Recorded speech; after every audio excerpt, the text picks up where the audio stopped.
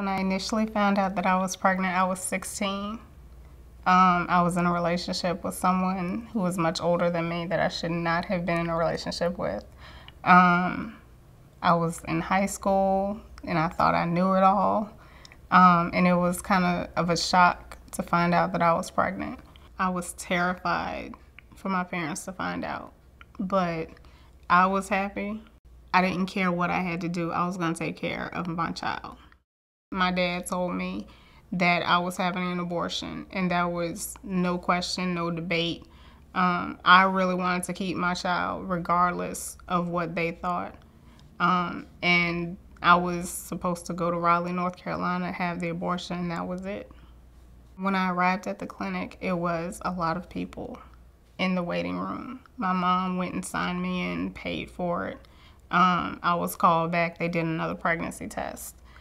They told me that I was pregnant, and they did some iron testing. No one ever asked me if I really wanted it. Then I was put into another room into another waiting room where I was just left with a whole lot of other women, and the only thing I could think of was, how can I get out of here and still have my daughter?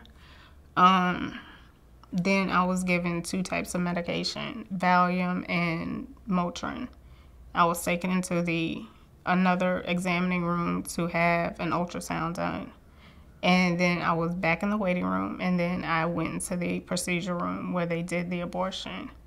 And at exactly 1:10, that's when my daughter passed away.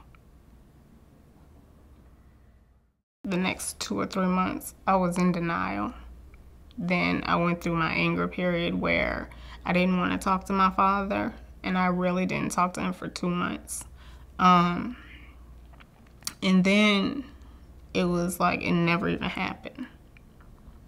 And that was for about maybe 5 years after the abortion.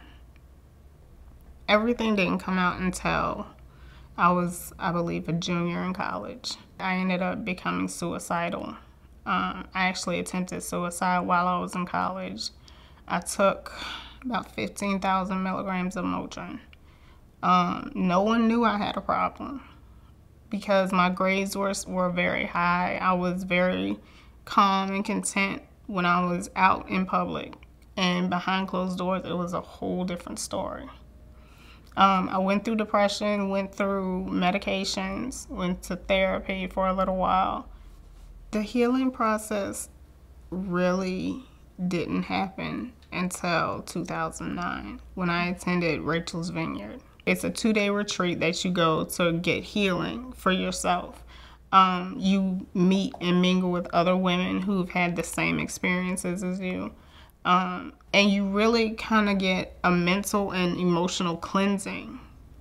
And that is what really helps a lot of women, because they realize, okay, well, I'm not the only one in this situation. There are a whole lot of women who are suffering, and sometimes they don't understand why they're suffering because they think that they've made a choice and they have to live with that choice. Reality is that it may not just be a choice. It may be that you feel like you had no other options, or that you were coerced to become a post-abortive woman. I know I didn't find out that I was really coerced into my abortion until 2010. My abortion experience sparked my drive to go into psychology and go into developmental clinical psychology to work with adolescent females who do experience crisis abortions, so that they can know that there is someone who understands, who really truly understands what they're going through. For women who've gone through an abortion, there is a light at the end of the tunnel. Regardless of how dark you may feel at this particular moment, there are people out there who really want to help.